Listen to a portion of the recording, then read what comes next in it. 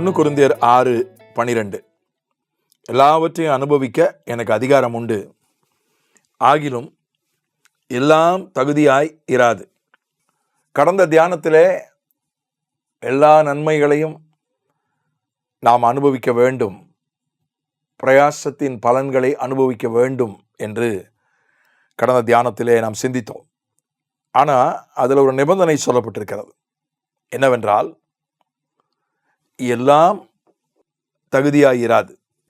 அப்படின்னா என்ன அர்த்தம்னா, எது தகுதியாக இருக்கிறதோ அதை மட்டும் அனுபவிக்க வேண்டும்.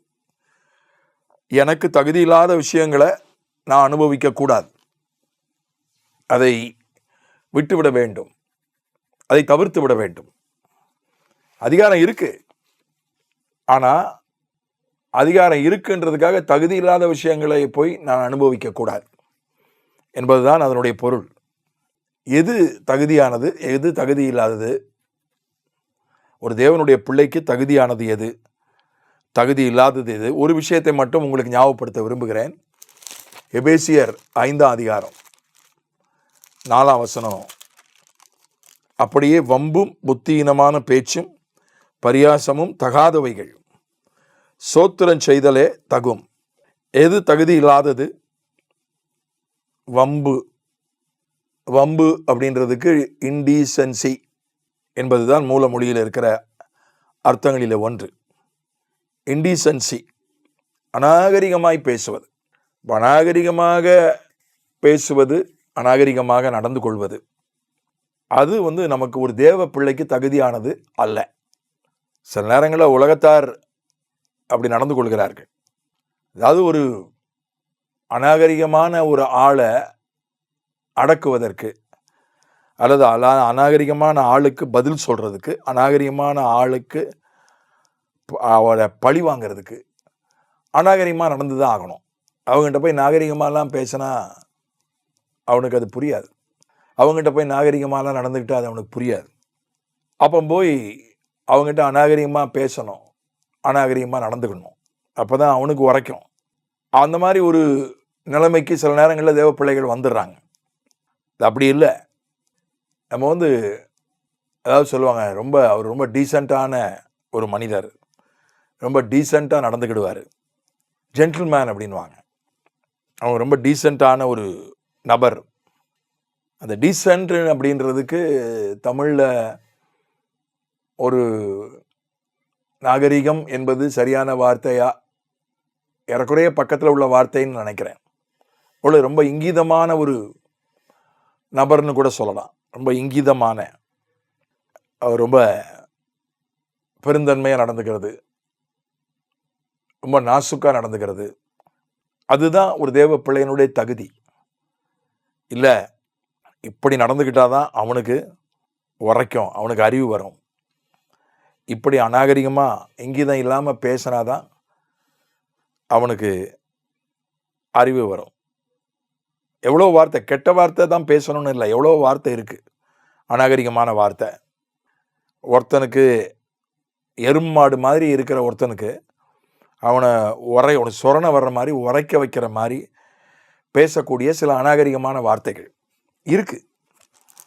சில நேரங்களிலே பெற்றோரே பிள்ளைகளை பார்த்து பேசுகிறாங்க, கணவன் மனைவியை பார்த்து பேசுகிறான், மனைவி கணவனை பார்த்து பேசுகிறான். அப்படி பேசினாதான் அவருக்கு உரைக்கும், இல்லைன்னா அவர் தொடச்சி போட்டு போயிடுவார். அப்படி அதுக்கு விளக்கம் சொல்கிறாங்க.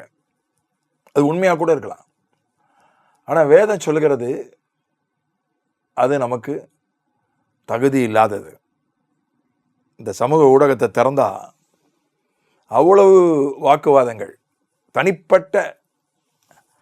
தனிப்பட்ட வாழ்க்கையை பற்றி, தனிப்பட்ட அந்தரங்கங்களை பற்றிலாம் கண்ணாபண்ணான்னு பேசிக்கிறாங்க. ஆனால் மேல்மட்டத்தில் உள்ளவங்களை பாருங்கள். சமீபத்தில் ஒரு மதவாத கட்சியை சேர்ந்த ஒரு நபர், ரொம்ப அநாகரிகம்னா அதுக்கு அவரை சொல்லலாம், அநாகரிகமாக தான் அந்த ஆள் பேசுவார். தேவ ஊழியக்காரர்கள் எல்லாம் ரொம்ப அநாகரிகமான வார்த்தையில் பேசியிருக்கிறார் அந்த ஆள். இப்போ அவருக்கு ஒரு நிகழ்ச்சியில் நடந்து கொண்டு இருக்கும் போதே உடம்பு சரியில்லாமல் போய் அவருக்கு பக்கவாதம் அவரை தாக்கி விட்டது. பக்கவாதம் தாக்கி அவரை அவர் சிறுபான்மை சமூகத்தெல்லாம் ரொம்ப கேவலமாக பேசுவார், ரொம்ப அநாகரிகமாக பேசுவார்.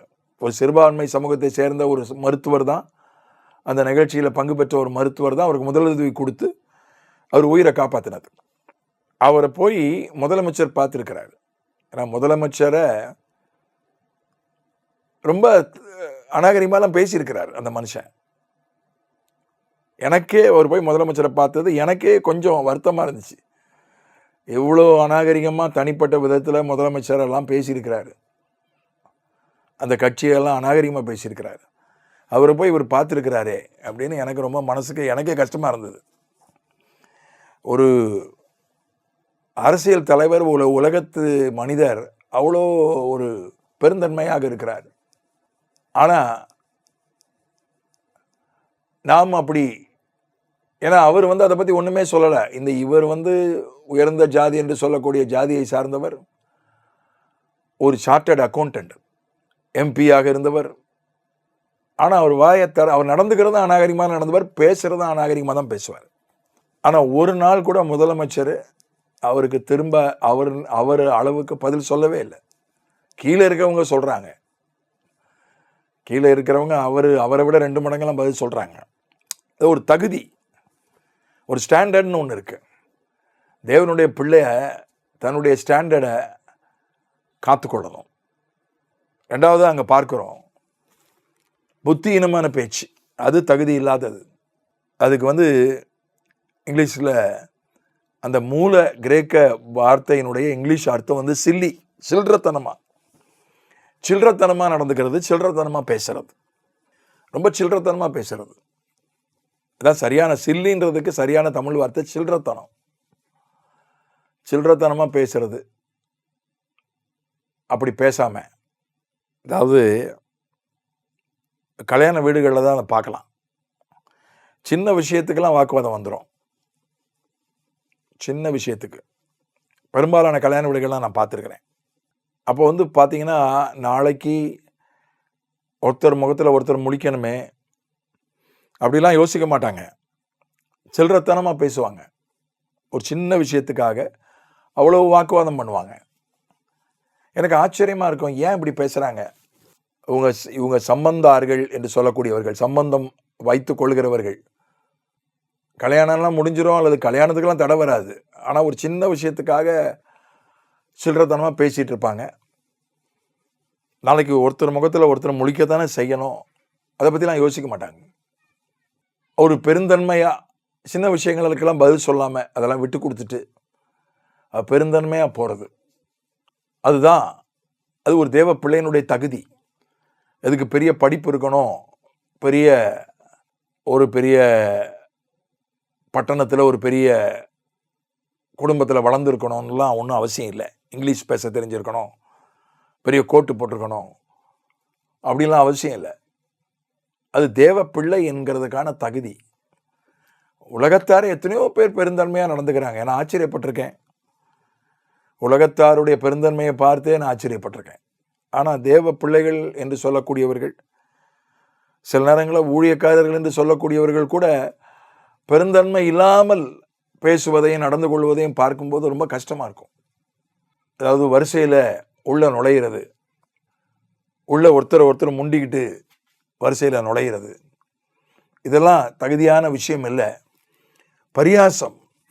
பரியாசம் என்பதற்கு ஆபாசமான என்கிற அர்த்தம் மூல மொழியில் இருக்கிறது. ஆபாசமான வார்த்தைகளை பேசக்கூடாது. அது எந்த விதத்துலையும் அது ஒரு ஆபாசமான நகைச்சுவை. அது ரொம்ப சாதாரணமாக ஒரே வயதை சார்ந்தவர்கள், ஒரே பாலை சார்ந்தவர்கள், நண்பர்கள், தோழிகள் ஒருத்தருக்கு ஒருத்தர் பேசிக்கிறது ரொம்ப சாதாரணம். ஆனால் அது தேவனுடைய பிள்ளைக்கு தகுதி இல்லை. எது தகுதி? எப்பொழுதும் ஸ்தோத்திரம் பண்ணுவது தான் தகுதி. ஆண்டவருக்கு, அதை ஆங்கிலத்தில் போட்டிருக்கு தேங்க்ஸ் கிவிங், தேங்கிங் காட். ஆண்டவருக்கு எப்பொழுதும் நன்றி செலுத்துவது, ஆண்டவருக்கு நன்றியாய் இருப்பதை குறித்து பேசுவது.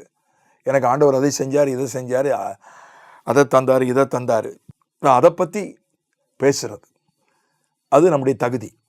அதனால் எல்லாவற்றையும் அனுபவிக்கிறதுக்கு ஆண்டவர் நமக்கு புதிய ஏற்பாட்டில் அதிகாரம் கொடுத்துருக்கிறாரு.